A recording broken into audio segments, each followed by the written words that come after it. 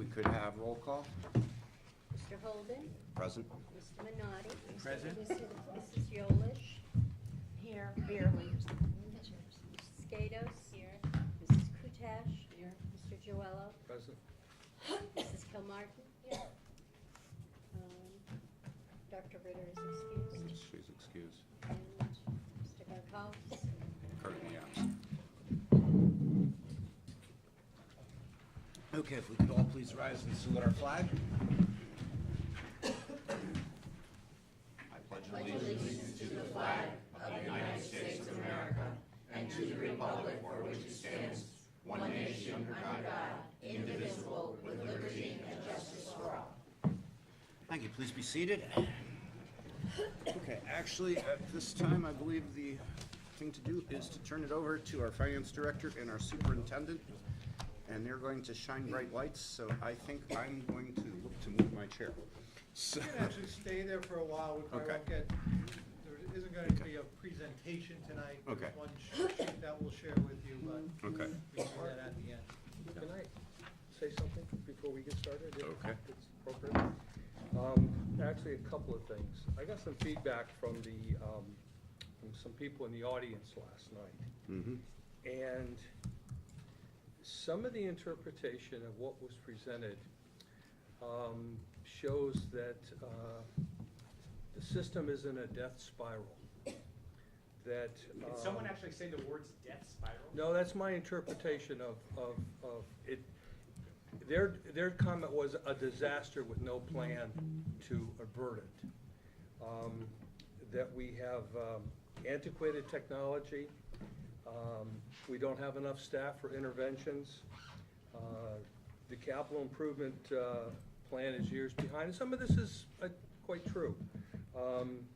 That the lack of, that the classrooms are outdated, that the lack of supplies is affecting student education. And that the main focus that these people got out of the thing was it was an opportunity for principals to dump on the Board of Education, even though they said nice things, but we were certainly beaten up. Did you On feel the- that way? If one more principal told me that they didn't have enough supplies and that they couldn't do this, we knew this going in. It didn't need to be shared with, and the overcrowding of the classrooms. We were aware of this and had taken what steps we could. The fact, it just brings me to the point that we're all up here trying to do the best we can, given the resources that we can. And the message that came out, at least to some people, that the system is in dire need. That being said, if we go to the Board of Aldermen with that same kind of presentation that went on last night, we're gonna get zip, because we're doing it the way we've always done it. Our presentation to the Board of Aldermen has gotta be focused on goals related to the budget. You talk, Chris, and you and I talked a little bit about this, that you wanna put us in the top 25%. We need to, if that's our goal, and everybody on the board agrees, we need to get the Board of Aldermen to buy into that goal. And we need to lay out a plan, whether it's 1, 3, 5 years to get there, and what we need to do to get there, what we need to do to elevate the class, and demonstrate how, and we talked a little bit about this, how the kids that are in pre-K are now doing so much better. That's the kind of stuff that justified the expense that went into that, that's proving its worth. The fact that the kids that are in the innovation programs at SIS have a higher attendance record than the rest of the kids, that's proof, at least on a very microcosmic way, that the program is inspiring kids to learn. That's what we've got to do. When we present our budget, it's got to be related to where we want to take the system. Because otherwise, it's the same old, we're gonna come in and we got X amount of increase because of salary, and this contract and that contract, and the Board of Aldermen are gonna say, yeah, here's your $1 million. Do with it what you can, and we're gonna be right back where we are right now. We've gotta change the dynamics. I agree with Dave, and actually, I think frankly, the focus of our budget development at this point should be based on setting a budget based on accomplishing the goals that we have, and not taking our traditional method of figuring out what does it cost to tread water, because we know that treading water is not adequate for our schools. Everybody is complaining about not having the resources that they need. So why even offer that as an option? We could just go straight for what we think it takes to do the job properly. You're right, Mark, and I'm jumping in on you, Kathy, and I apologize. Go ahead. I'm sorry. No, that's okay, finish. And then- Well, I think we all agree that we need 4 elementary teachers. That's not open for discussion. But when we present that to the board, we've got to say, this is why, this is what happened. We had 2 schools that said they had an increase in population above what we planned. Now we have and that's gonna continue for the next several years. So we have to plan for it.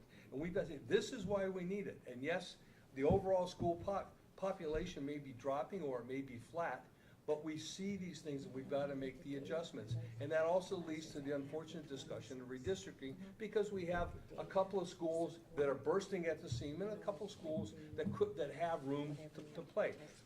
That's where we're going to go with that, and but we have to make that argument.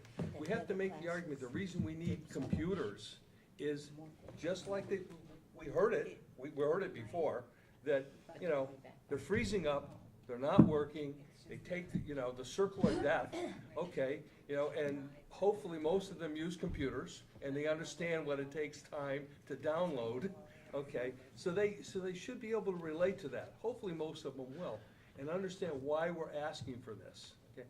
But we've got to justify what we're asking for, and if they don't buy it, then it's up to the population of the city and the parents to get off their tushes, okay, and demand it. That's what happened with full day K, okay? The parents finally, they screamed and screamed and screamed and screamed and screamed, and finally somebody heard them, okay? That's what it's gonna take. Well, and on the computers end of things, quite frankly, if we point out that we have highly paid professionals standing at the front of the room waiting for a device that costs less than they make in 1 week to be ready to move on, perhaps that will help them to understand. And we all know, and I'm preaching to the choir here, but we all know that the better the school system is, you have a couple outcomes. The kids get into better colleges, or at least they have the opportunity to go to better colleges. Not that they're not going to good colleges now, but it expands the horizon. And number 2, property values go up. And when property value goes up, the grand list goes up, which means you can keep the mill rate the same, and you're still gonna get more money because the grand list has gone up. I mean, those are facts, and that's the kind of stuff that we have to present. Telling them that, hey, we're 162 out of 166, they don't care. That's not gonna convince them. They've gotta understand that that in the end, it brings more dollars into the city. That's how we have to sell it. Mark, I believe that, Kathy wants to speak. Yes, Kathy, sorry. Okay, as I said before, I think it's important to, when we present, we show our data about kindergarten, all right? Because we really haven't, they haven't heard that much other than maybe the first year when they saw it in action, but I think there's a bigger story to tell. absolutely, it's in my notes too. Okay, and the second thing is, I think we also have to show, I mean, I'll tell you something, when I was at the high school, kudos, Dr. Smith, your staff, Miss Keller, I was like so excited, and I mean, we had real cheerleading going on, and we showed that we're doing things, but boy, if we could get a little more, we can do a lot more with that little. And I think that's another part that should be, I mean, somebody should have seen that presentation other than us. I mean, many of us go into the high school, we see what's going on, Dr. Smith gives reports. We know good things are happening. In a School of Innovation, something that was created literally from a very few dollars. But just think where it could go with just a little more dollars. So I think that if we're going to focus on what you're saying, I mean, the technology part, definitely, but I think that that goes into a different section, and I think that John Inglis has in the past supported technology. So that would probably get us somewhere. But I think we have to advertise. I mean, there's so many good things, and we're literally taking the few dollars that we have, and boy, are we making it go as far as we possibly can. I think people were truly impressed with the open house for the 8th graders. Well, you heard Mike D'Amico last night. His daughters were deciding on St. Joe's, and then they went to the program, and they said, wow. And then I talked to Mike afterwards, and he said that he read the preface in Shelton Life about, and he did not realize about all the things. And then when he came to the presentation, he was blown away. And this is what we have to show. Yeah. Yes, ma'am. I hate to beat a dead horse, but I do want to just add, I appreciate, first of all, you bringing this up, because I think it's important that we debrief on what we heard last night. And I agree on painting a picture around goals, and I don't know, maybe this is a discussion we have again before it actually gets presented to the aldermen. But I think to a couple of points, I think the storytelling that happened last night was good, but it should be directed around, you know, to Kathy's point, showcasing the progress that we've made. And I think sometimes the flow of information gets tough. Yes, there are other people who need to see what's going on in SIS and see the good that's out there. And rather than saying, hey, just think what we could do with a couple more dollars, we need to really paint that picture. It's not just think. We need to show, here's what good looks like. And we really know, we can get there, and here's how we do it. And not leaving any of that to the imagination. And in terms of you know, I think as a board we do a good job of getting out to our schools, and you know, there's a difference between leadership and authority, right? And sometimes we have it, and when it comes to budget, we just don't. But we do a good job from a leadership perspective of getting out into our schools and finding out what's actually going on the ground.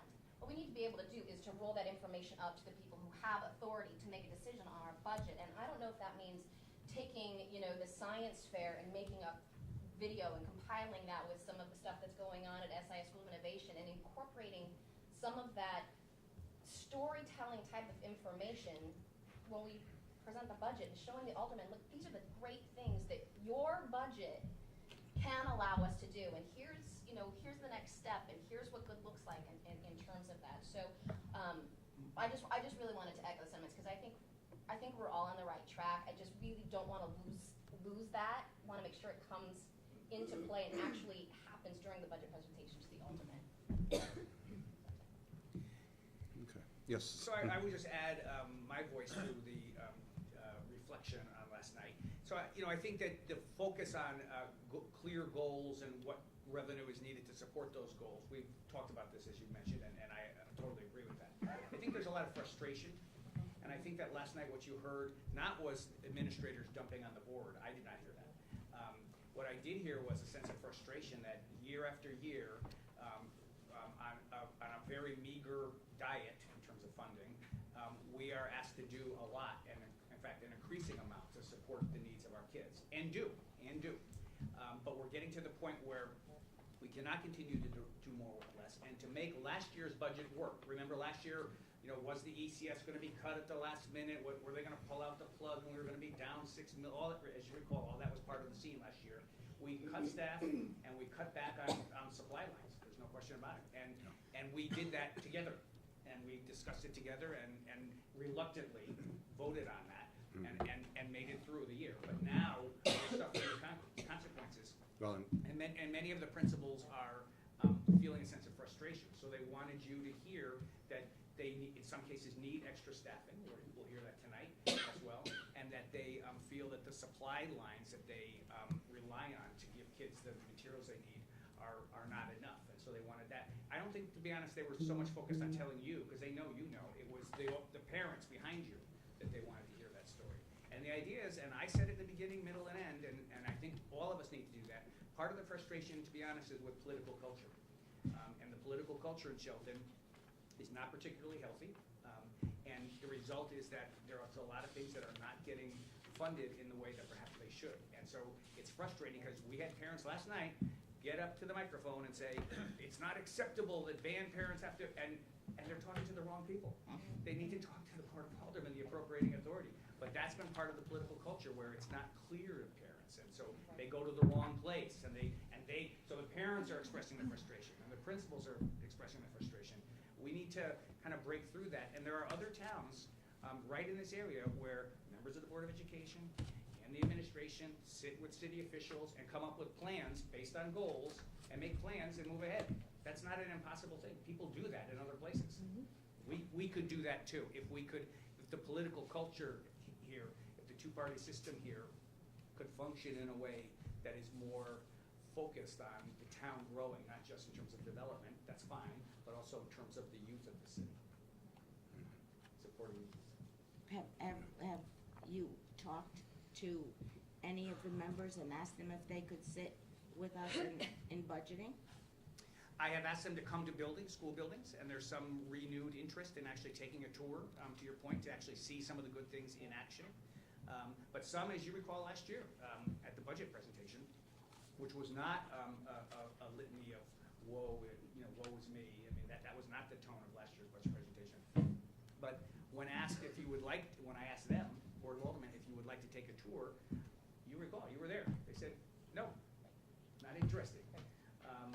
So, we need to revisit that and ask again, and we need to get the Board of Aldermen, and I think that they have a responsibility. I would say this right to them. They have a responsibility as leaders in the city to not just think about senior citizens and the taxes that they may or may not have to pay, but also think about the kids. I mean, they have equal value, I would say. Chris, when you look at, last night I was disappointed with the showing. And Arlene, I miss her. She always preached that, right, Kate? That was her preaching. We can try and we can do and we can push and we can ask. And the parents, and one of the big things down at City Hall is that, they complain that the parents only come out right at that particular meeting, the final meeting. Last night I was disappointed. I thought more people would come. And we advertised it online. We sent phone messages. We put it on Facebook. I think you should have given them a scratch ticket or something, to entice them, some kind of little treat. That would have gotten a headline in the newspaper. Oh, I'm sure. But that goes back to what I was saying too about the flow of information. You can't force it from the top down. The best you can do is bring it from the bottom up, right? So even with regards to parents attending, I have no problem, popping into PTO meetings and talking directly to parents and trying to, go to where they are rather than like, oh, well, they didn't show up, they didn't care, but really having to go, sometimes you just have to meet people where they're at. And if the aldermen don't want to come to the school, then we need to have an effective way to show them what's happening at the school level We have while to bring they're the sitting in their we have to bring the meeting school room. to them. Exactly. And one of the problems that I've run into with parents is a lot of parents have expressed frustration that they feel that their efforts are not going to be productive and they're tired of beating their head against a wall. And so, 26 years of history there. well, the thing is, it did work with full day K, and the reason I believe it worked with full day K was it was very clear to people whether or not full day K was going to affect them. Do you have a child who's going to be in kindergarten in the next few years, or do you hope to have a child who will be in kindergarten? If the answer is yes, well, you cared about full day K. When it comes to general budget, it's harder for parents to understand that, yes, this will affect your child. And that is one of the points that needs to be made. Now, I'll point out that last night, it was presented that last year, in order to make this budget work, we had to eliminate 11 teaching positions and an administrator. And that was a pretty significant drop. And I think that parents will understand that, and they will see where it filters through, particularly, some of the kids, or some of the teachers were in elementary schools, but some of them were in SIS or the high school, which could affect potentially every kid, okay? And so, and that's part of the message we need to get across. And we do have, in the proposals we've been talking about so far, adding back 5.8 of those teachers. And I really think that's something that we really must put in our budget. I feel very strongly about Well, that. I think that the case has been made. I mean, it's clear that when you have 26 kids in the classroom, and we have, I think, 4 of those, at least, I know 2, I'm not sure about, Yeah. okay, that it's clear that that's gonna continue, so we're gonna have to do that. And I agree with you, Mark, it's gotta go in the budget, and I don't even wanna think, if it's not given to us by the city, then we have to make some arrangements so that that's what we end up with. Because a tutor is only a stopgap, it's putting the finger in the dike. It's not gonna stop the thing from eventually crashing. And maybe we start with, okay, this is what you gave us last year, resulted in, I don't know that anybody in the city knows that we're 10 teachers less. They make the assumption, because all they see is that line item for cost goes up, okay? And so they need to understand that we lost 10 teachers last year and administrators, so we're down. And if we were to track, And this year's a correction. Well, and what those consequences were with classes being overcrowded and, students being able to perform to their And then they say, well, we went to school and we had 35 kids in a class. yes, you're right, Kathy, that's the problem, is everybody sits on their board. John is probably the youngest on there. Capper, right? Jim. Oh, Jim. Jim, I'm sorry. Yeah.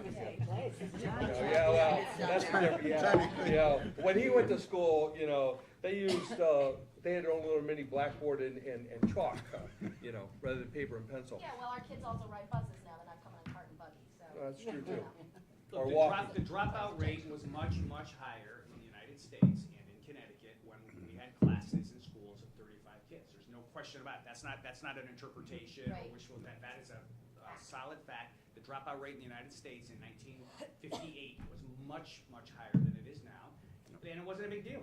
It wasn't even that wasn't a dropout problem. It was just a higher dropout rate, because kids would they leave turn 8th grade 16. and they'd go to work. Yeah, they turn 16 or whatever, and, there were jobs for them. You turn Right. 16 and you drop out of school, You're in trouble. you ain't getting nothing. Right. When I was in school, 30 was an acceptable class size. 31 was frowned upon, but they try to fix it.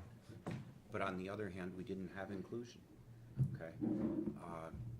I never saw special ed kids when I went to school, okay? They went to other schools.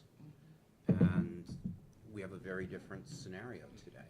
And, Dave, Mark, you were there when we took the aldermen on the school bus to see Bungay School and all-day kindergarten.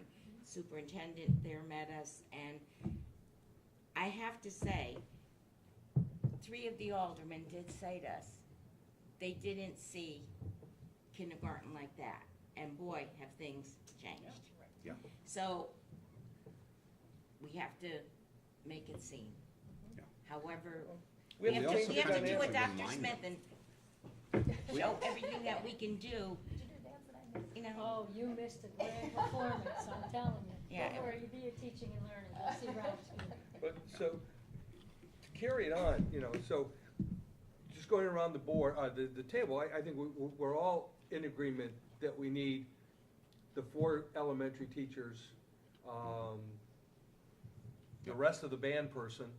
I'm not sure how you split somebody up into an eighth, or, My 20%. question- I just had a question about the band person, because I also saw strings. Was the band person also gonna do strings? It's all in one position? Well, band is music, right? Right. So when we say band, we mean music. So Kate has strings Or- experience? No, someone else would do it. Someone else does, oh, okay. So, I don't think we need to discuss that. Right.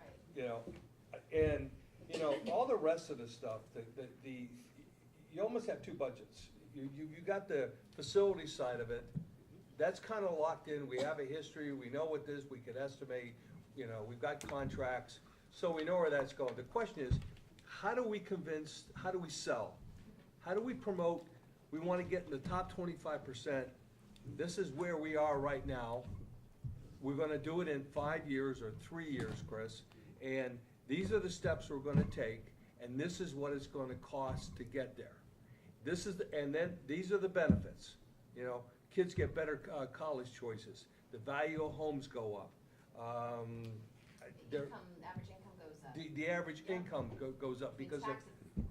Yeah. Tax revenue. Yeah, look, I'm a believer. Yeah. So, That's really what we should be focusing on, the rest of the stuff is really pretty locked in. Yeah. I mean, we gotta put money back into supplies, and I don't know how, if we talked about, that, in yesterday's, finance committee meeting, that central office we know what the curriculum is, we know what the needs are, so we should be buying to meet those needs.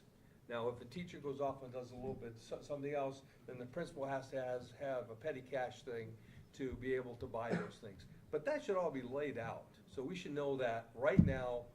We know what the curriculum's gonna be next year, we know what those needs are gonna be for next year. The only disconnect I have with this line of thing, I agree with that premise, but the disconnect for me is that we know, and we can discuss what it is that we need in terms of computers, in terms of classroom materials, in terms of the amount of teachers we need.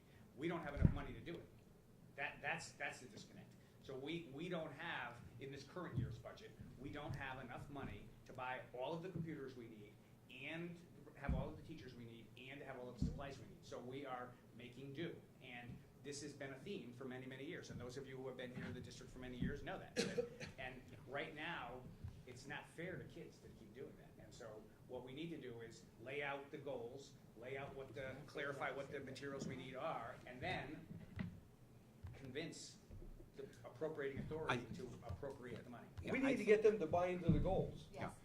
I think at this point, we've kind of established that the board is very much on the same general page, and what we should probably do is allow them to make We're their gonna make it brief presentation. tonight, so there'll be more And- opportunity for discussion. And then I think, we need to have some more discussions, but I think that this has been very productive. And I just think we need to get on with the meat and potatoes, because a lot of this stuff can be discussed after we have our budget set. So, let's turn it over. All right, so let's do this. Let's go through the packet that you have in front of you very briefly, and you give us an overview of the packet that they have, and then we're going to ask the members of the administration that are here tonight, not to make a presentation, but just to highlight what it is that they have identified as needs, and then wrap up with what we think the amount that we're talking about is, and then continue the discussion. So even though it's a relatively thick packet, we're going to skim through, get to the meat of the, what you were talking about earlier. A lot of meat around here in this. Right. So it starts with the certified staff. These first 3 sections are just to give you the backup information. I'm not going to go through that. You can browse that at your leisure. But again, when we look at the gross numbers, this is all of the detail. So you have that for the certified staff, which includes the administrators and the teachers. You also have that for the classified staff. You can see the number of positions, what the pay is for the positions, and so on and so forth. So again, this is just detailed information for you to have as you look at the summary numbers where we'll spend the bulk of our time. So when you get to the page that says Budget Overview, that's where we'll start our discussion and hone in on that.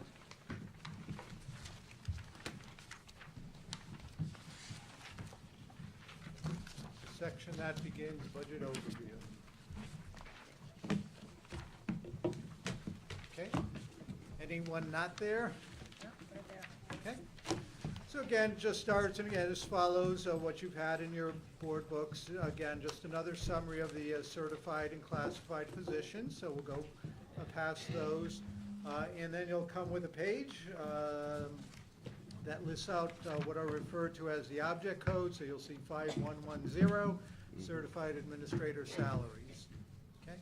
So there you'll have a definition, so as we go into the numbers, you'll see an object code assigned to those. If you don't know what that is, you can refer to the narrative before that to get a full understanding of what that is. And again, for the salaries and benefits, you have the detailed pages in the earlier sections. So if you look where it says, it's going to again start with object code 5110, certified administrator salaries, gives you the FTEs, it gives you the actual for 17-18, actual being actual budgeted for the current year, and what's proposed for next year, and then the variance. And again, you can go to those earlier documents to see all of the people, positions, individual lines that make that up. So we're going to go down to the third line there, certified teaching salaries, new staff. And that's where you'll see the 6.8 new positions and what those cost.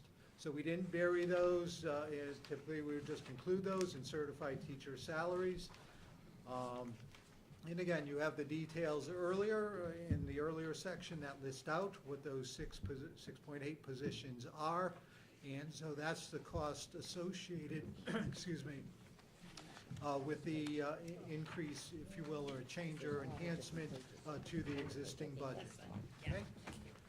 Similarly, if you go to the next section, which is the classified staff, you'll see the addition of a .5 nurse.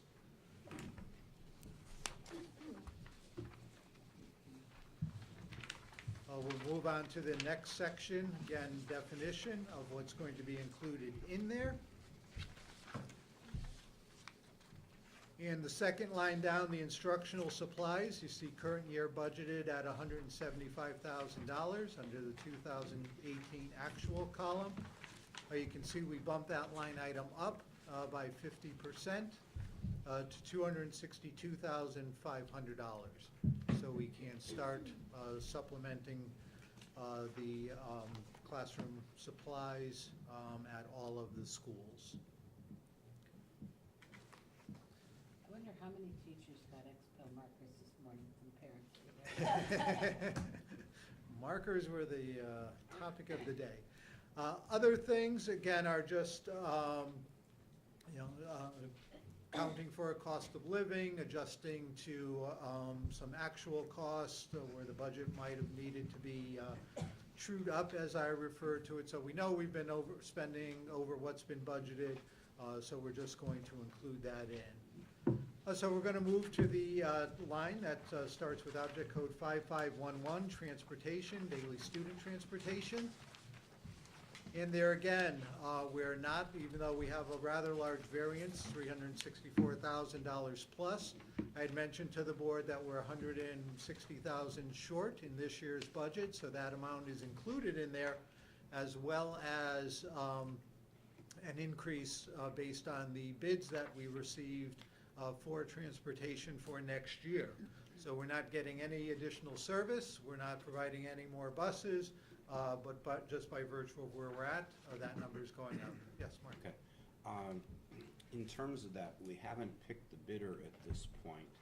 Correct. And it looks like we're going, is that the low bidder? Or? That's based on the low bid, yes. Okay, because the problem that we run into is if the interview with the low bidder doesn't come out well, we could be in an ugly place. Well, we have to put some number in here. Right. Yeah. Yeah, but it might be better to Go with the middle. overpromise and, or under-promise, over-deliver, right? Yeah, The big mountain, and again, be like, that's "Hey, where guess we what? want got your a good input deal." tonight. If you think we Yeah. should We lower can go more something on or that. increase Yeah. something, that's I would certainly go Go for appropriate. middle, mid-range. Mid-range. Maybe mid-range, yeah.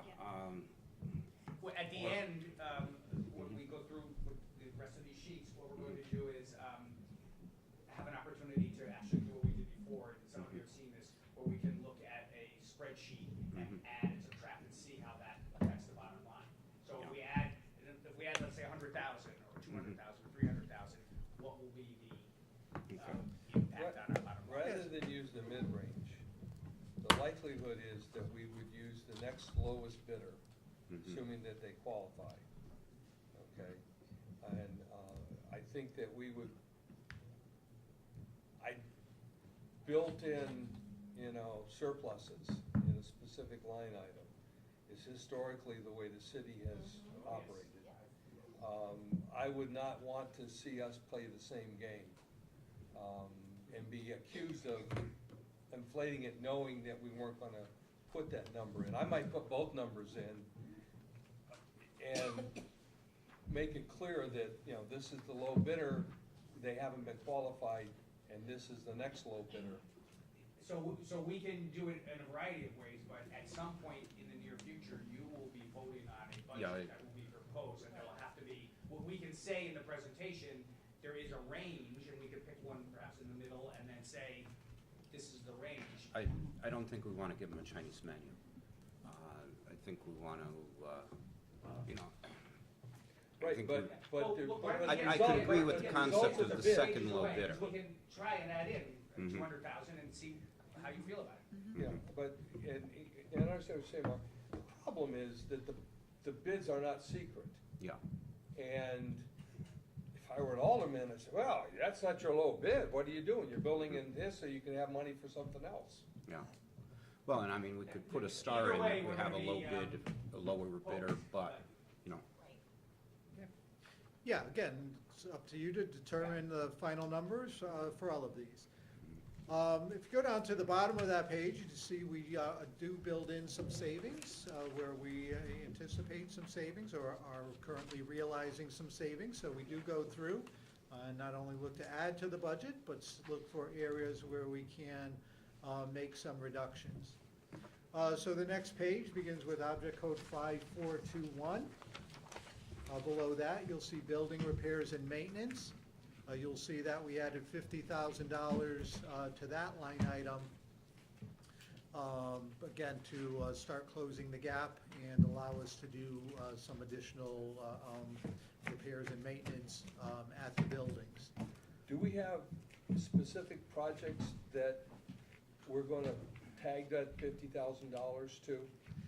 Yeah, again, we'll be going through, John will be talking tomorrow, and, that, you can, you've got the sheet at the end here of the projects that need to be done. I'm going back to the So- presentation to the alderman, where we put $50,000 more in, and this is how we plan to spend Right. it, because this is the reason. Right, yeah, no, we'll absolutely have that. Again, this is just to get some started discussion, and if you upped it to 150,000 more, could easily identify 150,000. And I think everyone in the room, but Dave, especially you, I believe based on your professional experience, know that when we are dealing with approximately 1 million square feet of building, which is what we have, there needs to be some money available for the rainy day, literally the rainy day. And, somebody posted a photo of a garbage can collecting water in SIS Inside, today. as Yes. I, Yeah, at the science fair. Can I just ask a question? You've got three figures there without a heading above them. The first is 803,344. I'm gonna get there. Okay. I'm just at the repairs in line. Okay. So down below that, again, you'll see the purchase services. You'll see a fairly substantial bump there. And yeah, the 803,344 is just to show what we actually spent in the prior year. So again, we're under budget in that line. Last school year? in Pardon? 16, 17? the current school year. No, in the prior school year. That was the actual cost 16, 17. last year. 16, 17. 16, 17. Correct. So that's just a little notation for me, just to remind you, yeah, we're seeing a jump in that line, but we're not getting any additional services. It's just allowing us to, again, get closer to what we've actually, or historically have spent in some of these lines, okay?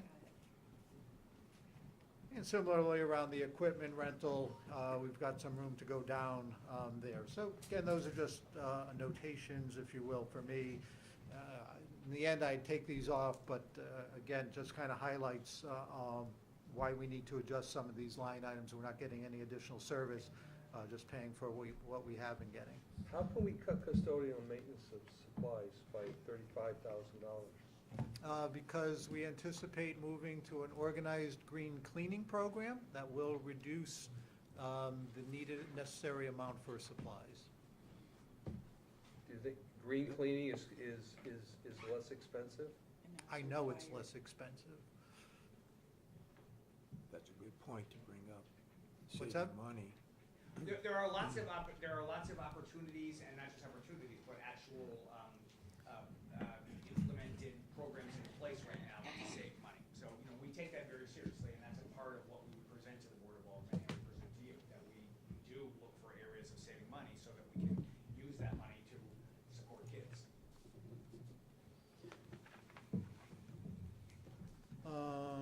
Okay, so savings there, and so then if we go down to the bottom 5733, we include money for computer equipment.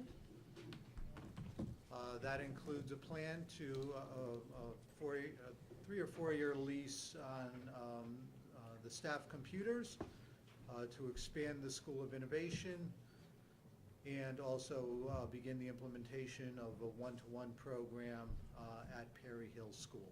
So that added to 99,590. Can Correct. you repeat again what that includes? Staff Cover a computers. lease program for staff computers. One-on-one. Expand the School of Innovation to 8th graders, so it buys Chromebooks to expand the program there. And then Chromebooks to begin the one-to-one implementation starting at 5th grade at Perry Hill School. Right. So that captures the major items that we heard about last night, and where the additional enhancements are in the budget. So that's not gonna be a capital item, those big Well, things we wanna do. actually- Well, leasing. Well, okay, I'd like to address that, though. On the computer equipment, I have kind of mixed feelings. We know that the city is more likely to go for computer equipment as a capital item instead of as part of our general budget. As a practical matter, I think that it really does make sense for us to have computer equipment as an ongoing expense in our general budget, because the reality is you don't buy computers and you're going to use them for 12 years, hopefully. So really, we should probably have in as part of our budget, and if we're not going to do it on our budget, then we should try to get the city to agree with the premise that we need to replace our computers on a rotating basis X% every year, so that perhaps in a 4 to 6 year period, every computer is going to be replaced. See, Mark, you're talking about buying them as opposed to leasing the desktops. Well, and if we do the lease, it's a lease It's an purchase. ongoing. Well, you can have a refresh Yeah. process built into leasing or Yeah. buying. But the trouble is, as we have seen, what the appropriating authority thinks is a sufficient amount of computers results in parents saying to you at the end of the meeting last night, it appears that our kids are behind in terms of technology. Not in all areas, there are pockets where we're not behind, but it's just not enough. So when we get an allocation of $250,000, which was less than what we asked for, it's not enough. And so it appears to be enough, and people say, well, that was pretty nice, right, $250,000? And yes, actually, thank you, it was nice, but it's not enough.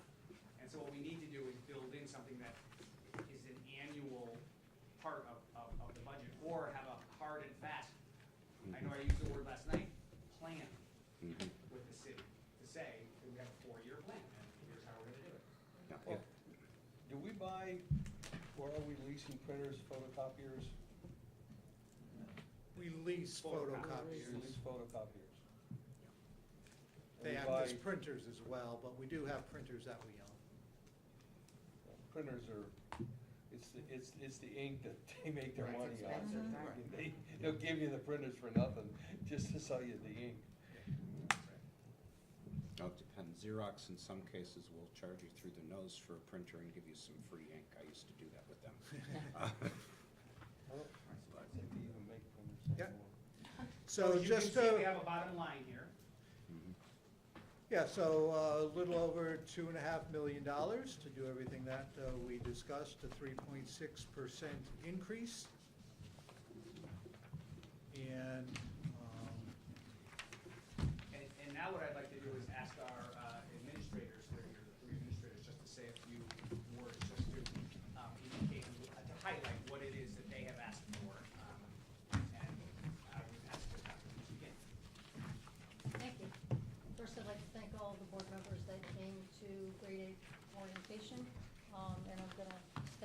colleagues' toes and to the School of Innovation, because we work very closely in 7 to 12 alignment, and that's what you're going to hear tonight from both of us, and you're going to hear it next year, and the year after, and in the succeeding years of the year. So I'd like to beg your indulgence and ask you to just close your eyes for a moment. And while you close your eyes, I would like you to think of, in your education, what a one-room schoolhouse looked like. And if you think of that one-room schoolhouse, I want you to then think about when you went to school and how your education was probably similar to that one-room schoolhouse, because it probably took place in one room. And when you walk into all of the schools, especially Shelton High School, we used to be that one-room schoolhouse. But we're changing. And we're changing drastically. You can open your eyes now. I'm not going to speak the numbers because they are going to be in front of you. Thank you. I started as headmaster 10 years ago. These are the 9-year projections in terms of what I've been given. When I started, I don't have the 08-09 because I didn't do that budget, my predecessor did. But here's what you have in front of you. I've been asked for 10 years to do more with less. And Mark has made a statement tonight, we're trying to keep our head above water. The water's up to past my nose in terms of, and this is an in-your-face thing, because I keep track of it every year, of what I'm doing more with less. So when you came to grade 8 open house and you saw all the great things going on, and you saw all the colleges our kids are getting into, that's what I'm doing it with. That, and out of the 11 teachers cut last year, the majority of them came from my building. You're going to hear, and I hope all of you are at Teaching and Learning next month, it's going to be at the high school, you're going to see the fundamentals of health sciences lab. Took a classroom. It's now an acting hospital with hospital beds, mannequins, all of that. We have kids going to St. Vincent's. We had one kid who in 3 months sat in the operating room for 3 open heart surgeries. What high school kid has that opportunity?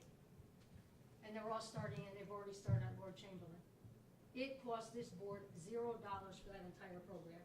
It was a teacher, our teacher of the year, Christine McNamara, with an idea and with connections. Bridgeport School of Nursing closing, she rented the truck herself to go get all the equipment and got some of my staff members to bring it all in. $0. Those are the types of things that I'm now able to do because a lot of my building management is taken away. We've opened up the door with the University of Bridgeport. Next year, we're going to offer 5 UB dual enrollment courses, cost us nothing. We've opened up the doors with HCC. We're offering more CCP programs with HCC. And HCC sister school is Gateway, by the way, newsflash. I got off the phone with them this afternoon. Our kids are also going to be allowed to do Gateway. All of those things cost you nothing. But in order to do those things, I need staffing and people that are going to be on board to do those. If you look, and you will hear the new graduation requirements for the incoming class. It's no longer like when you were in school, science, technology, engineering, mathematics. It's humanities and it's STEM. And in humanities is English, social studies, and fine arts. Well, right now, for our fine arts requirements, I have 2 teachers, 2 bodies. One teaches 3 music classes, and the other body teaches 1. So I have music in here to add for a full-time music teacher. Because I need to have that body in there, A, because I've heard the board for years complain about the music program at the high school. It should not be an after-school program. If you want to call us a comprehensive high school, if my colleague has 2 full-time music teachers, then I should have 2 full-time music teachers. I'm only asking for 1.5, to increase 1 full-time. The second thing is STEM. It's no longer science, technology, engineering, mathematics. It's STEM. X number of Carnegie units in STEM. So another request I have is a science teacher. Right now, I have 2 teachers in the science department teaching over the contractual limit because we can't meet the needs of the department. So you're paying extra money anyway to 2 of my teachers. Okay? We are going to be, and those of you that were here saw Kathy Riddle doing a dance. I applied for us to be an AP Capstone High School. There are only 14 high schools in the state of Connecticut that are AP Capstone High Schools. We will be one next year. There are only 1,500 in the world. We will be one next year. It is a research-based capstone project. It's falling in the science department. It's a teaching assignment for a science teacher. I need the science teacher to be able to do it. As well as UB, we're offering chemistry next year and physics. UB chemistry, UB physics. And when I get off my course and get over to HCC on Friday, we may be offering more HCC in the science department. So I need that science teacher to be able to do that. And the only other position that I asked for is .5 technology education. We have a brand new STEM lab. Out of 8 periods, I'm using it 3. Because last year I was cut 1.5 technology education teachers. Brand new lab. In order to be able to offer the engineering course at UB, I need a technology education teacher to do it. He has an interview at UB in the next couple days. Out of 3 classes, one's going to be UB. Another one's going to be an HCC. We're removing our technology education in STEM to be able to offer it for our kids. We're not if I don't have the staff. So I'm not going to speak about instructional supplies because I'm making it happen without the money. That's been cut $100,000 from me in 10 years. I need the staff to be able to do these things. You give me the bodies, I'll get the people on board, I'll give you all the opportunities that we need. Top 25%. Top 25%. His job depends on it. Oh, does it really? And I hope to see all of you. I sent you an invitation to the science fair, our STEM initiative. But I hope to see all of you at the Teaching and Learning and the Policy Committee meeting next month, because I will be going through all of the graduation requirements and all of the other programs that we're going to be implementing next year at the high school, as well as actually physically showing you the STEM lab, our makerspace programs, our fundamentals of health science. I'm taking you to the video TV studio that we have, to the yearbook lab, to the Gale News lab, so that you actually as board members can see where it all happens in many of those places in our school. Is there an evening visitation for the science fair? Yes, there is. I don't It's know like the an date open off the house top of type that. of thing, isn't it? It's an open house for parents. If you could shoot me that. It'll probably obviously be I the can't do 31st or these the things. 1st. Pardon me? It'll probably be the 31st or the 1st. What's that? I'll let you know. The science fair for evening, Oh. for parents and so forth.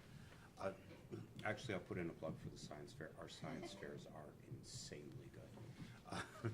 I was at the one at SIS today for science fair and invention convention, and it's amazing what our kids do. So. I will be brief and succinct to the point, necessary about what I am requesting as well, and like my dear friend and colleague, my requests are around staffing. We can discuss the numbers again and how instructional supplies would be cut, but I do want to talk about the staffing needs at SIS. Now, a year ago, to kind of echo and follow along with the discussions that happened earlier this evening,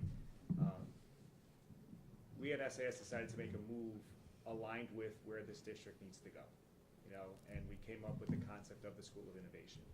And in working with Chris and the staff at Shelton Intermediate School, I told him I can make it happen, and I can make it happen with no money. And we didn't require a single dime to make the School of Innovation happen.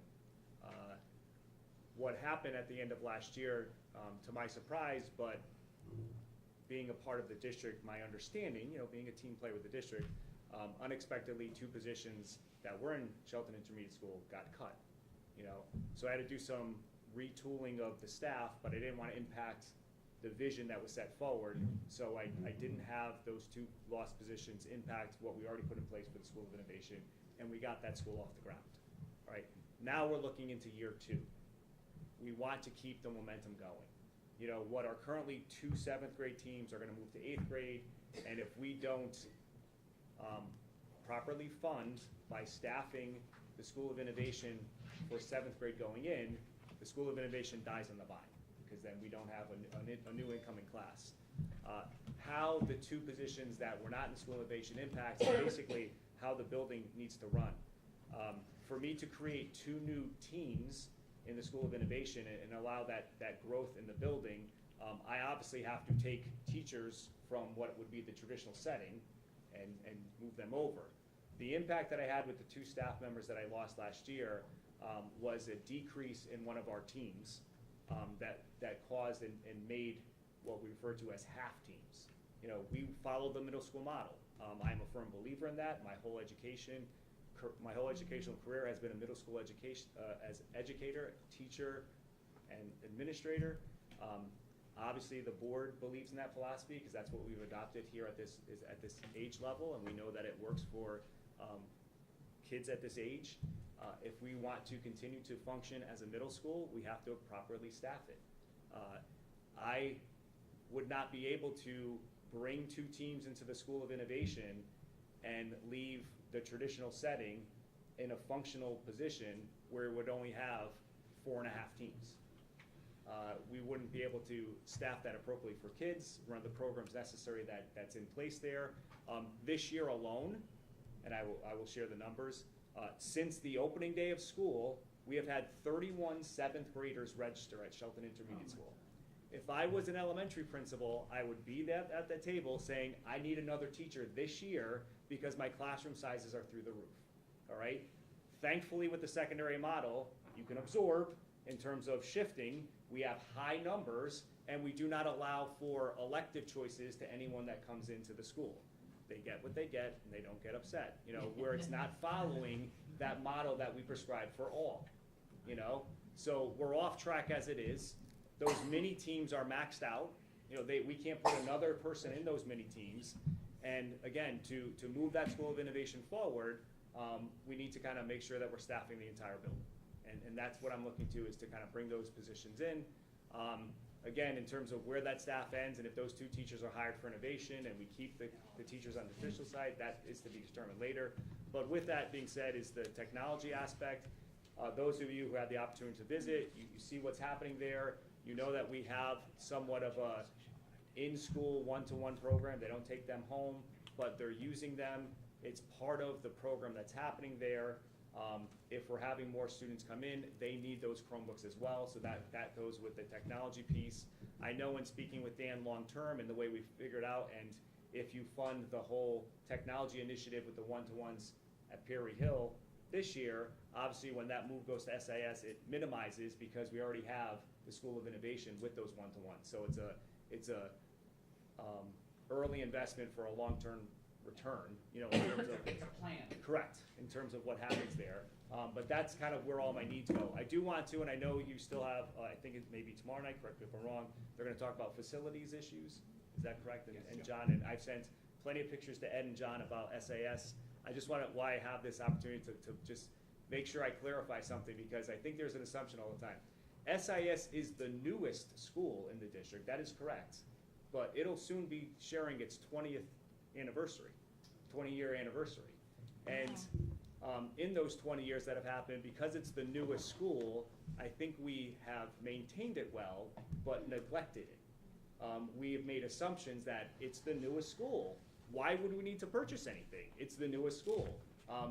Take a moment and think about, have you ever, those of you who own, rent, or wherever you live, not made any modifications, changes, furniture buying, or anything, or any kind of to your home in 20 years? That's where we're currently at with SIS. The equipment, supplies, furniture that was purchased at that time, and this isn't a negative statement more than a factual one, was probably bought on the lowest bid, and it's worn out its lease. 20 years and furniture's snapping. You know, things are breaking down, and it's definitely causing a safety issue in the building that needs to be addressed. And I know John will talk about that tomorrow, but I just wanted to kind of frame it out, because quite often the building, architecturally, it is gorgeous, and I am so proud of that building. People still to this day, and we put on a good show there, and we definitely display it. But come on in, and I'll take you a walk through and show you the underbelly and what's wrong and what's broken, because We want to make sure we're always looking great, and we're very proud of our school building, and it is the newest school, but it does need some tender loving care. So I just wanted to kind of put that in with the facilities issue. Is that part How of my many list? more students are now in the system than when we started in September? We have approximately, Lorraine, I know you have been following that, I think it's in the neighborhood of about 50, 60. Yep. And half of them went to seventh grade. Well, y'all understand, I mean, we have some withdrawals, so like, Yeah. you know, Right. there's a balance, but, you know, we didn't plan for the 31 seventh graders who showed up after the first day of school. Ken, We a got question 5 that I in the have last 2 is, days. your current plan is to have 2 new sections for the School of Innovation. That's correct. Is that going to be enough? Because indications that I'm getting are that the School of Innovation is very popular with at least some people. Will the need for the School of Innovation slots grow? That's a great question. I mean, what we planned on last year was a lottery. If need be, we'd have to do a lottery again. Because again, we can and we will continue to build the program, and as I have always said, this is the spark to a night in the system K through 12, but we can't push a system forward too fast before it's too ready, and just because we say we have staff and let's make it happen, that doesn't necessarily mean that we have the right staff at the right time to just say, let's just turn it over. So Yeah, I had a chat today with a parent who is absolutely thrilled with how her son is doing in the School of Innovation. And, you know, it was terrific to hear that. And also she's looking forward to that program growing into the high school. And we've had And ongoing communication. we know you're about working making that on happen. it, We, so. and actually today, we had a great phone conversation for a plan for next year and that transition as to when the Yep. students who are currently in 7th grade or in 8th grade and preparing the high school staff for them the following year. So let me understand, what you're proposing is 2 groups for 8th grade and 2 groups for 7th grade? Correct. How many Which is the- kids is that Well, right now, we have 168 kids in the school, so, you know, in the School of Innovation? in the School of Innovation, yes. So So double that, 168. approximately double that number. 40%, right, because there are 5 groups in each grade, Correct. so 40% of the class. 40% would then be School of Innovation. And it's done by lottery. That's what we did last year, is we did a lottery for those parents who were interested. As we were getting increases in the number of 7th graders that were coming in, and we did, and the sections on those traditional teams began to fill, because we had a mini team, and that mini team was maxed out, so now you only have 2 teams left, and with special ed accommodations and programming that you have to do, there's only so many holes you can put students. We decided to, at the very last minute, anyone who was on the lottery list, we just granted into the School of Innovation. So anyone who requested it got in. You know, So you we just had a opened lottery for the slots last up month. below. We just filled it to capacity. And if those students perform better, which is the anticipation on standardized tests, which is what we get measured on, and I've said this, then we should be putting everybody into that same matrix so that they are improved, so that they get the same benefit. 'Cause right now, one could almost make an argument that we have a 2-tiered school system where, and it's by a lottery, so it's not, there's no, but if those kids end up doing better than the other ones, then we are, I'd almost say legally obligated to Ultimately, give I it up think- to everybody. Well, let's Ultimately, I think remember we'll this have is- both we're in the paths. first 6 months. No, I understand that, I So understand we're that. building this together as a district, and all the administrators here, and Ken, chief among them, but all of us are doing this, Dina, I know you're doing it. We're The thing building is- this together, with your support, and it is, we're making it work, and it is happening. But we have no Some data people, though- point to prove that, other than the fact that the kids don't miss school as much. That's the only data point that we have. But some kids do better with more structured learning. I was just gonna say, I'm curious to hear your opinion on that. So- Because it's not it's not, I don't think it's a one-size-fits-all, but Yeah. I agree. okay. And I have no intent at this time to say that, you know, SAS will convert completely to an innovative educational school. You know, like, Right now, the best move possible is the 40-60 split, and then we see where we go from there. Innovation can mean a number of things, and so not all of them have to do with kind of fancy innovative practices, although those are appealing and engaging for kids, but there's different ways to look at innovation, and that's something we're exploring together as a district. I'm very sorry I couldn't be there, obviously, with my job. Have there been any kids that didn't stay, that weren't successful, that didn't like it, that wanted out? No student has requested to leave, if that's what you're asking, so. Yeah. I want to see it. It was amazing, and actually, I mentioned it in an email to the board. Kathy had the observation that we couldn't identify who the special needs students were, and it was because the school really keys in on their abilities, and I thought that was fantastic. Undoubtedly, that'll save us money in the long run. Okay, so at this point, we have the 3.6. What I'd like to do is propose that we. What about John? You have John? Oh, yeah, John. John's just sitting there. Went much longer than anticipated. Who needs athletics? That's okay. I don't have any handouts, and you don't have to close your eyes. So. At some point, you might want to. I just want to start by saying thank you, and that I'm extremely proud of the hard work that our students in the athletic programs are doing. We have a higher participation rate in athletic programs than we have ever had before. We are achieving the 25% level. We have championship teams in many of our programs. All right, David. And we are really being very, very successful with the hard work that the kids are doing. And I'm extremely proud of that. We currently have a 62% participation rate. There's 992 student athletes at Shelton High School that are participating in our programs, which is a huge number of the kids that we're servicing for 1% of the $70 million budget that we have. That's 900 different kids, so if a kid is playing multiple sports. That includes the kids that are playing multiple sports. The unique kids, somewhere around 51% unique kids. Last year, as part of to make this year's budget work, we made a $50,000 cut in the athletic budget, which was a very, very considerable amount of money that was cut. There were 4 assistant coaches that were cut from the budget. An entire freshman lacrosse program was cut. And if I had the handout of the budget and supply list that Dr. Smith has, it would be proportionately the same as far as over the last 10 years, which makes me wish that Eddie Morocco was still around, because he had a closet full of baseball, so he could go for years without ever having to buy another baseball.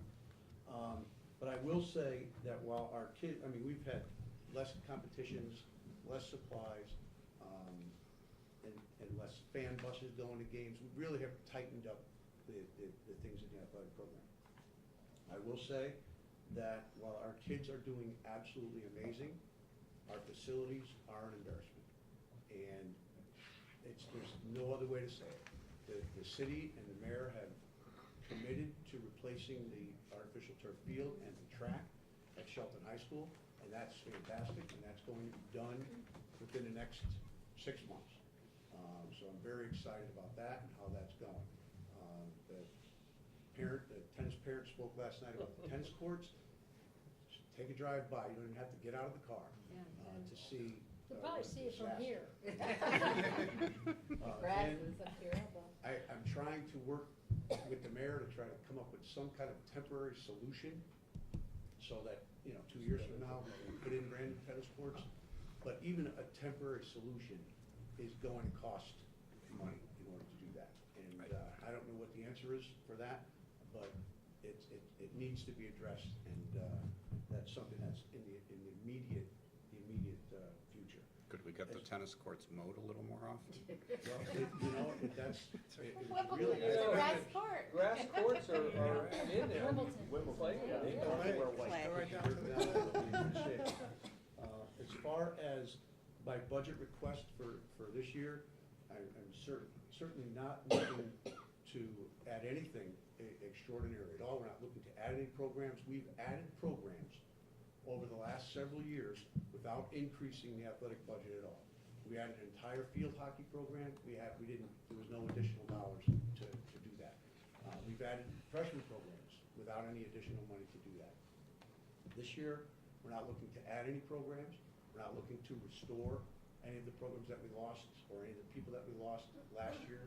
We're just simply looking to maintain where we are and what we have, and to just continue investing in the athletic program that's going on. Even that freshman lacrosse, with lacrosse being such a popular sport? You know, it's definitely hurtful that we don't have the boys freshman lacrosse program this year. It was prudent for us to cut that program out when we needed to last year. It saved us significant money in doing that. But not only did it save money on the surface, the problem was that if we kept the boys freshman lacrosse program, there's a need to add a girls freshman lacrosse program. So not only by cutting the freshman boys program, now the girls really can't say, look, we have a boys program, we need a freshman girls program, because the girls' numbers are growing. Right. The boys' numbers are shrinking a little bit, so really by cutting the freshmen this past year, we kind of cut two programs, one that we had and one that we would have had to put in this future year. And like the other programs, we'll make do. Those freshman kids will play up, and we'll do what we have to do to keep them in the program and move the. Oh, so they're in anyway, they just don't have a separate. Exactly, team. you don't have their own separate team, their own Right. separate coach, their own separate officials, their own separate buses, their own separate equipment. Yeah. By cutting those programs, it was a big savings. But we'll keep those kids, and we'll remain in the top 25%. Some things that we absolutely need. We need new uniforms for the football team. It has been 14 years since we have purchased new uniforms for the football team, and I will tell you that the football uniforms that we have are worn. They are used. Our team plays longer and further into the season than most other teams in the state because we're in the championship games at the end of the season, and our kids work hard, and we need new uniforms. 14 years is probably 7 years longer than it called for in the plan, but we keep saying that's a big ticket item. We need to put that up. It's about a $15,000 item to replace them. We have 85 athletes at the junior varsity and varsity level that are participating. Plan is to take those uniforms that are still in decent shape and move them down to the freshman level, so that those uniforms that are now almost 20 years old will be on their way and be done with those. Part of the new field renovation is going to include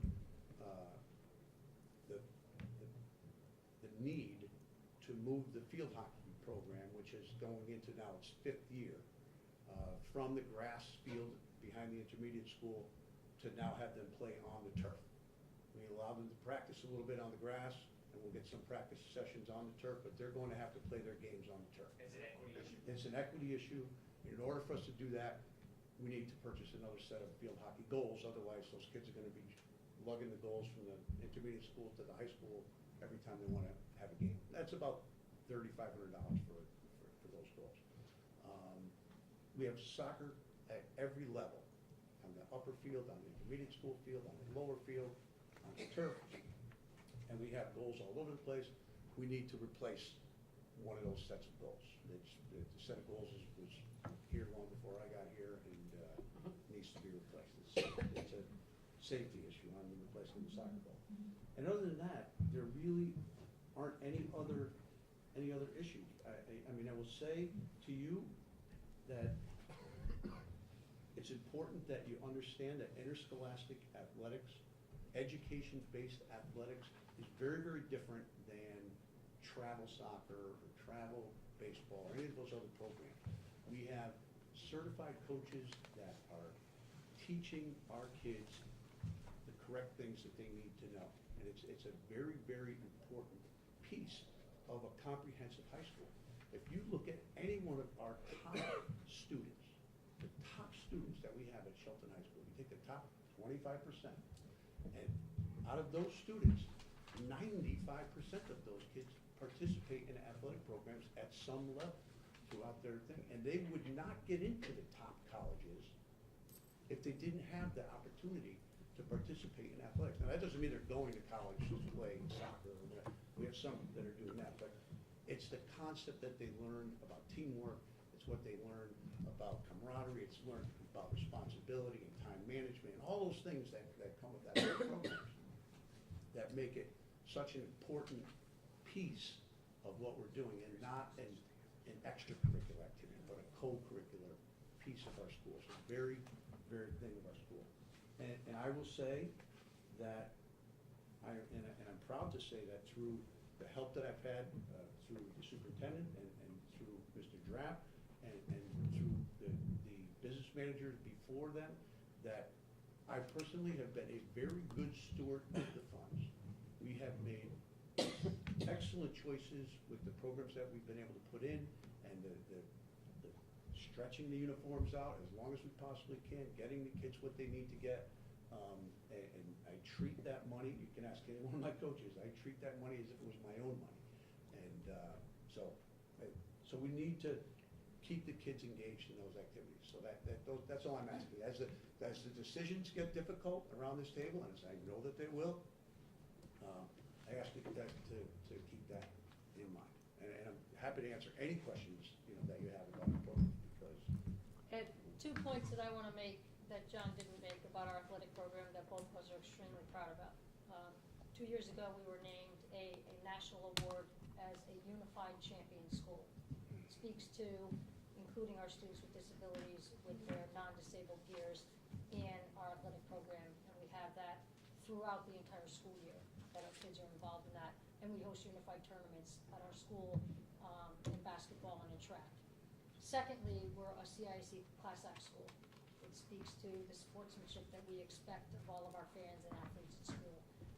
And that's an extremely important thing in the state of Connecticut and in CIAC, and we are one of the Class Act schools. So in terms of Dave telling the story, those are two big things to talk about in the story of our athletic program. I have kind of two questions. Beth, when you went through your staff, it was like, you were talking about UB and HGC. How many staff were you requesting other than the music one? One science, from music to full-time, and 0.5 tech ed. And Those staff requests that you heard discussed tonight are in this. Yeah. okay. And where is athletics in this? Where would we find funds allotted to athletics in the pay? Well, the supplies are just rolled into the supplies and those kinds of things. The things that John talked about, the uniforms and the goals, are not included in the budget. So we need to get them put in.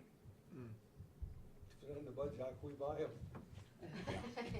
Well, you have a list of $1 million of stuff that's not in the budget. Yeah, but, I gotta get that lottery thing down. if we're looking at 14-year-old uniforms, Well, we can add, look, let's get Yeah. to this part of the conversation. We can add as much as you want. Well, I mean, let me just rewind a little bit. Last year, I know I repeat this on occasion, so I'll make this very brief. Last year, at this time, we were reading every day in the newspaper, Governor Malloy has a new list of what the ECS funding is gonna look like. And as you recall, Shelton was on that list. Shelton was going to get $0 from the state of Connecticut. And that had an impact, and that wasn't just Shelton, everybody was scrambling, but in Shelton, that had a certain kind of tone that added to how I worked with the mayor, how we all worked with the mayor, and what was gonna happen. And, and thankfully, the mayor and the Board of Aldermen did fund, including the idea that they were gonna get the money. We can see the difference with Stratford, right, what happened. That's quite a different story, right? In any event, this year is different. I'm hearing from people in Hartford that it's a short session. They're happy to have had the decision from the Supreme Court about school funding. Whether that was the right decision or not is another issue, but that is the decision, and therefore there's some thought that they will not be going into slice the ECS. So that hopefully will not be part of our discussion this year. And so this year is a year of correction, just like the market corrects, goes up, goes down, and corrects. This is a year of correction where we need to put some things back in that we cut out last year. for uniforms, if you like, we can add more things. But right now, we're at 2.5 million, and now it's up to the board to decide how much more than that is. Not that I'm looking to spend a lot of money, but I mean, 14-year-old uniforms. I'm not disagreeing with That's, you. I'm not. you know, I think back, I have, some of the watches I wear are older. Otherwise, there's not very much that I wear that's anywhere near that old. And, you know, don't want any wardrobe malfunctions on the field. Are we ready to take a look at, we would ask that you move away from the screen so we can all see it together, and then we can continue the conversation. That way what we can do is we can actually look at what they're talking about. We'll move so that you guys can sit here. I reiterate what has been said before, all these things have been said, the effects of last year should be part of our lead off to the Board of Aldermen, or anybody we present to henceforth, because nobody knows. Some of them know, your strangulation Yeah, knows. yeah. And he and I have But talked about to see it. it, not to hear a little bit here and a little bit there, but to see them all, one after another, all the things that got affected. Is there any truth? That'd be great. We lost our connection when we were waiting there, but.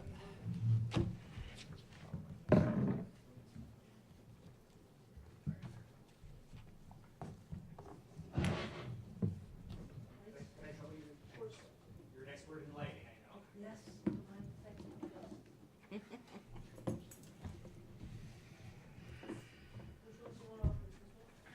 I think that's. Yeah, that's the. So what you see up there again is tied into the information that you have in your packets. So what the proposed budget is, the dollar increase to percent increase, so you see the 3.6 that we're at, and the mill rate that would result as a result of that increase. Down below to the right, you can see again the theoretical assessed value of your home, what the tax would be, what the annual increase would be on that home, and then the projected tax for next year. All that's very nice. And so on and so forth. Take it away. I don't think we want to get into that with the Board of Aldermen. This is not for the Board of Aldermen, it's for Okay. you. Well, I mean, we shouldn't even be worried about that. You know, we need to propose a budget based on where we want the school system to be and go that way with it. Okay, that's what we're doing, and we're also looking at the idea that we need revenue, and we are happy to accept the revenue from various sources. It could be from surplus, it could be from bond issue, it could be from mill rate, it could be from a combination of all those things. But we think that it's part of having our feet on the ground includes at least discussing this stuff. It doesn't have to be part of it. In fact, I would agree that it should not be part of a presentation to the Board of Aldermen. On the other hand, the point here is to say, we believe that Shelton can afford to help us make this correction in our budget, and that the impact on actual taxpayers is fairly minimal, and that's what this is. But I agree, I don't think it would have a great impact. In fact, it would have a negative impact possibly at the Board of Aldermen. But I think you should see it, and I think the parents need to see it, that we're not talking about hundreds and hundreds and hundreds of dollars of new taxes to families. We're talking about considerably less than that. So I'm looking at down here, new BOE position request. Where is the .5 tech ed teacher? That's just built into the budget. So It's not listed on that, as a new right. Yeah, I position. told Chris I should have had that on that list, but it is included in the budget. Okay, so we talked about, on the school bus contract, our budget proposal had the low bidder, and we had discussed yesterday that they are talking about using non-union employees, which may or may not be acceptable to us. We would certainly need to interview them to find out. And I had mentioned that when we ended up hiring Landmark, one of the other bidders made it very clear that they were looking to pay minimum wage, and the board had serious concerns about their ability to staff the buses at such a low rate of pay. And, well, even just people who are legal to drive, because Landmark's been having a problem getting enough drivers, and they're a union shop. So, Guy sleeping at the wheel. you know, essentially, if the low bidder is. All right, so why don't we add Yeah. 250,000? Yeah. That would be the next one up. Next one up, okay, fine. Yeah, let's do that. And then add in the football uniforms. And John? Did John step out? Yes. No. Oh, John, good. Can you give us a reasonable estimate, off the cuff of what we'd be talking about? Could you monetize the football uniforms? $15,000. So we're not gonna get the goals, and we're not gonna put any of that Yeah, stuff in? what do those add up to? The goals would be 7,000. Okay, Boy, For both the soccer and the field hockey? For Okay. soccer and field. okay. Okay. Okay.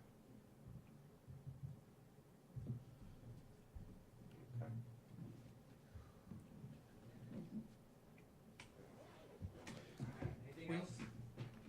We heard from, I can just see we're not doing that with James, except you're saying, oh, God, I wish I came to this meeting. No, yeah, you did hear from Mr. Serenich about the cafeteria tables and that those are a safety issue for the students. So if you're looking to get those crucial items in there, I would certainly look at that as well. That I think though could go in as a capital request. Yeah. Okay, and, Same thing with the tables at Perry Hill. Right. yeah, I think those items should go on our capital request. Yeah, they are, Okay, they as are. are these, Yeah, so. well, I don't, goal's $7,000, I don't really see that as being significant enough for a capital request. Yeah. Well, unless you lump and do like, Yeah. you know, the aldermen do, Yeah. they lump a whole bunch of small stuff in, and they go out and bond $2 million for it. Yeah. Because Well, they they haven't can't. bonded in recent years, so, but, which is why the surplus is down. But in any event, I mean, we could lump things together, I'm just feeling these are things that are important. Okay, Something will go for you.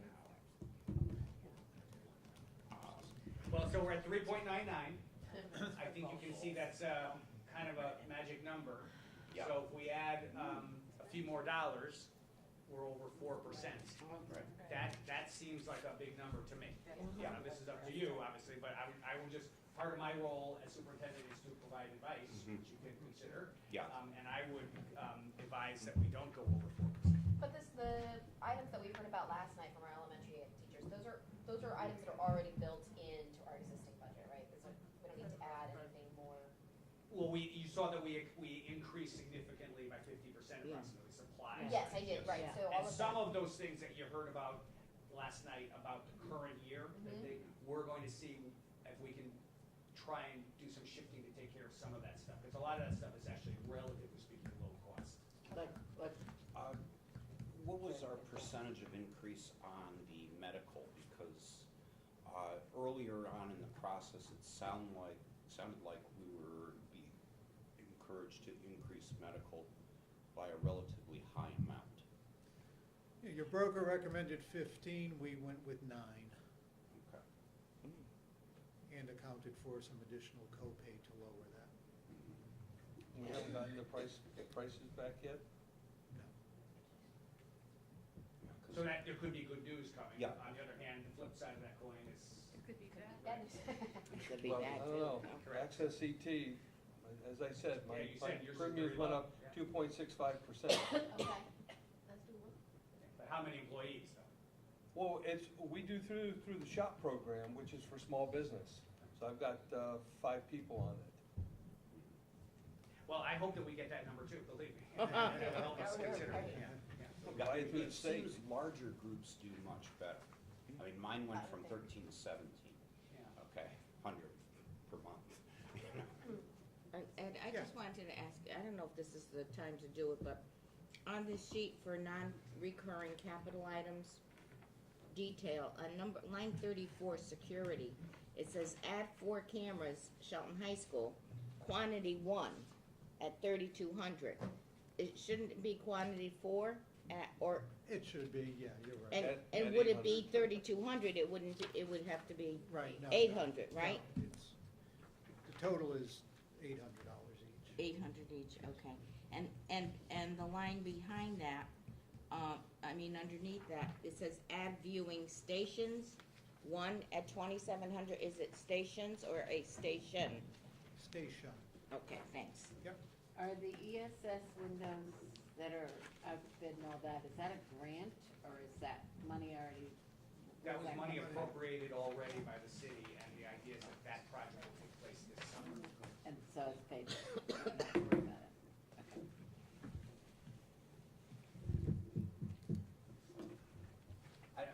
Last year, we went in with under Under three, I think. under two, when we went to the Board of Ald, wasn't it under three? I thought we kept it under three. I thought it was just, I don't remember exactly. And we got but- 1.9. I was gonna ask what It was under three, but we actually got less than that. Right. But I think, you know, we should probably do some more looking at the medical to see if that could be trimmed down a little bit. Because traditionally, the dollar amount for medical as we get closer to the deadline does drop down a little bit for us. And I'm not saying we should go crazy. Goes lower. Yeah. So I'm not saying we should go crazy, but, you know, if we could shave a point off of the medical, that makes a significant difference.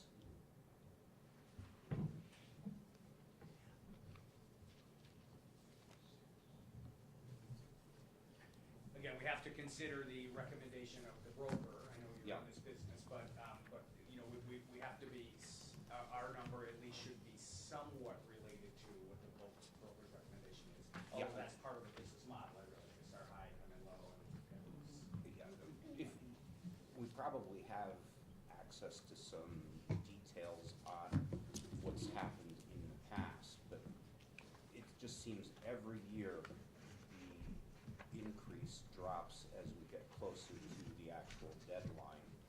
Let's project some of that into our request, not saying we go nuts, but let's be a little bit aggressive. well, I think the recommendation of 15 and coming in at 9 already starts with us being somewhat aggressive, right? They're still at 15, huh? Last year it renewed at 5. Yeah. So, you know, even if we went to 8, okay. So we could take out about $60,000 if you'd like. Perhaps. You know, Well, would you like us to go with 8? See what take up happens. 60,000? I don't, well, I just got a notice that, through the teacher retirement board that they're having meetings because, Sterling, which is our teacher medical supplement, is, going to be going up in, July, and, they're going to have representatives from Medicare Advantage, is that Medicare Advantage, Sterling and somebody else to come United? and, United Healthcare, they do a supplement. okay, I think it was just Medicare Advantage and Sterling, and they were going to have, I know, a luncheon in, February or March with, at Testo's, because they said Sterling is going up, okay? And I think Medicare Advantage is Blue Cross, because I have it.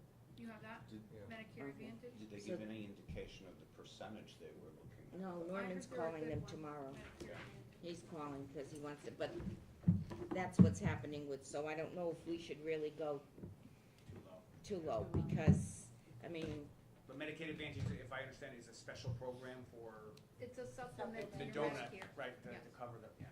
It covers what Medicare, It doesn't pay. Medicare covers about 80%, and your supplement would take you almost to 100. but Sterling, I mean, you know, it's a Sure, good no, program, Sterling is a good program.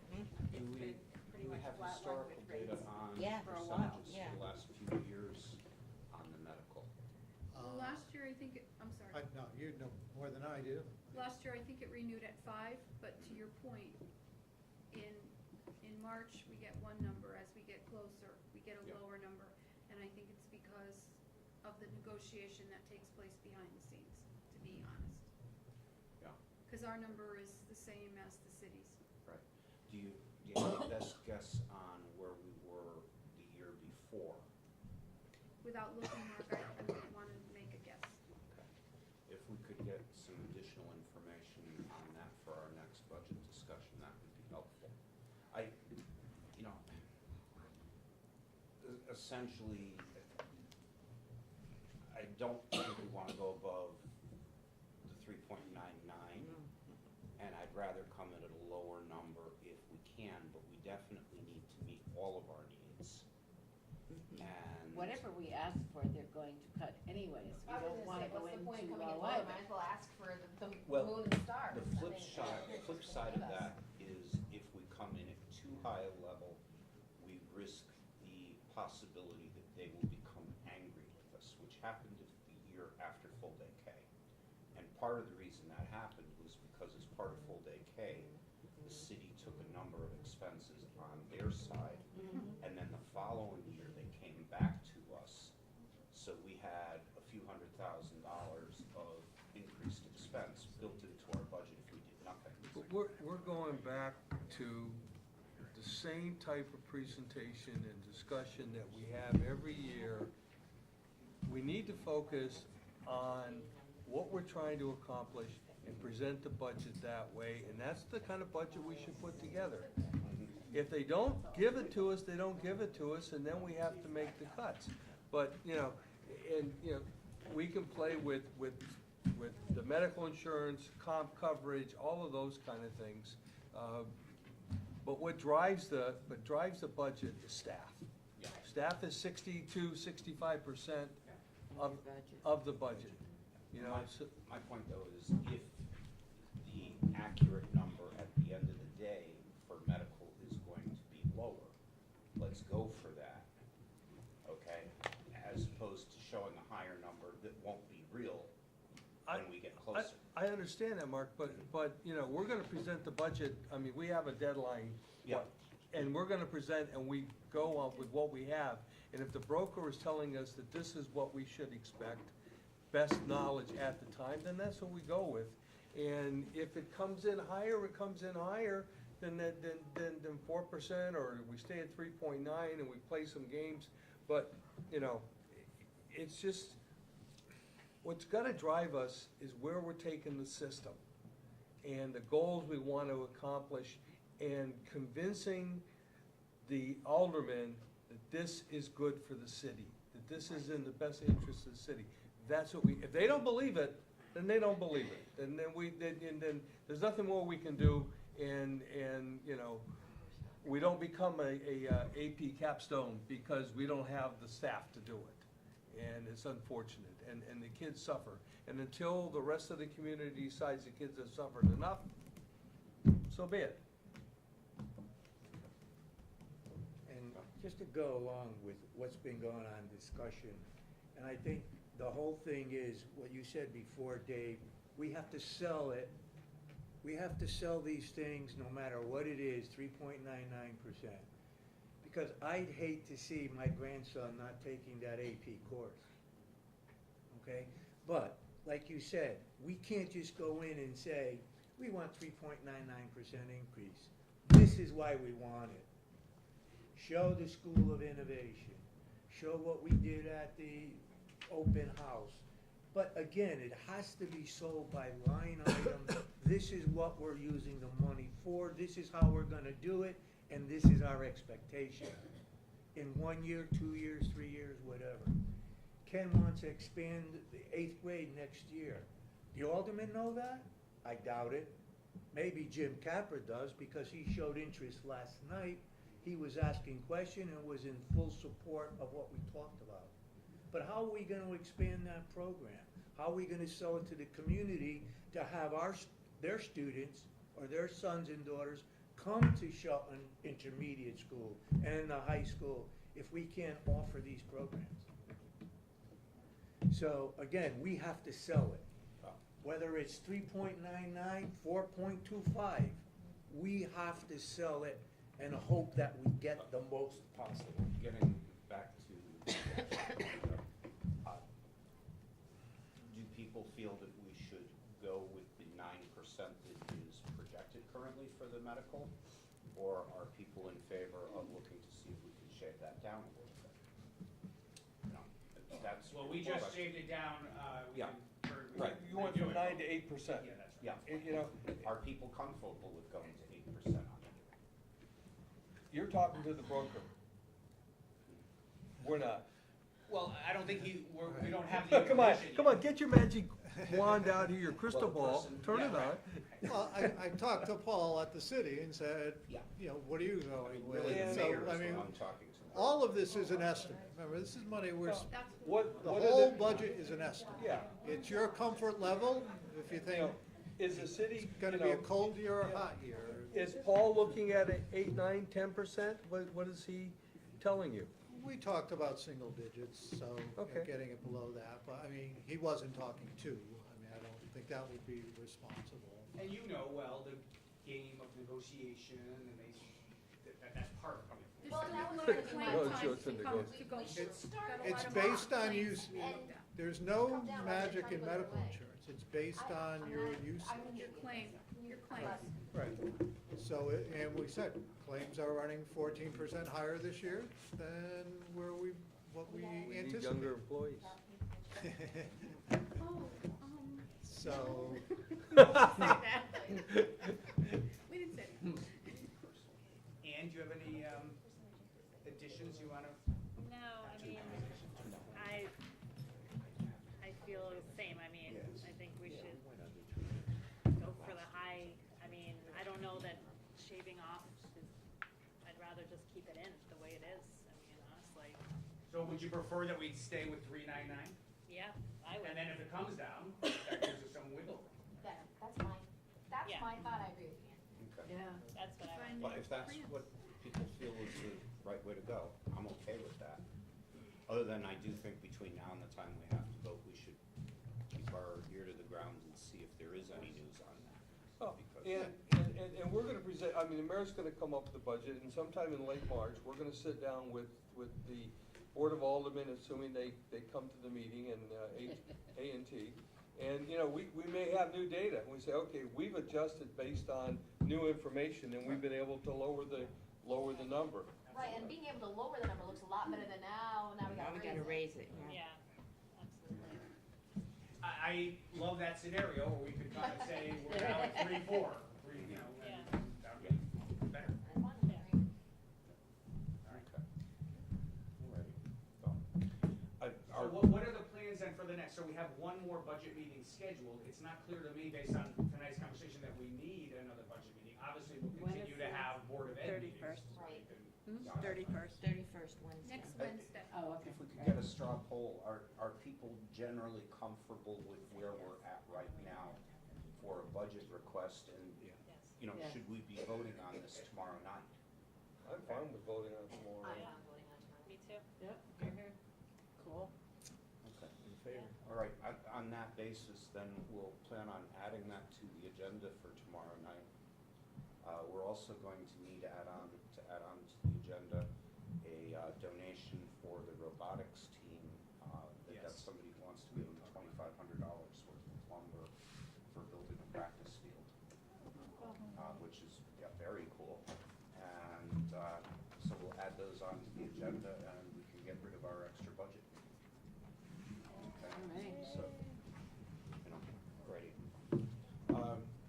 Sensing there is nothing further to come before us at this time, we are adjourned. Thank you so much.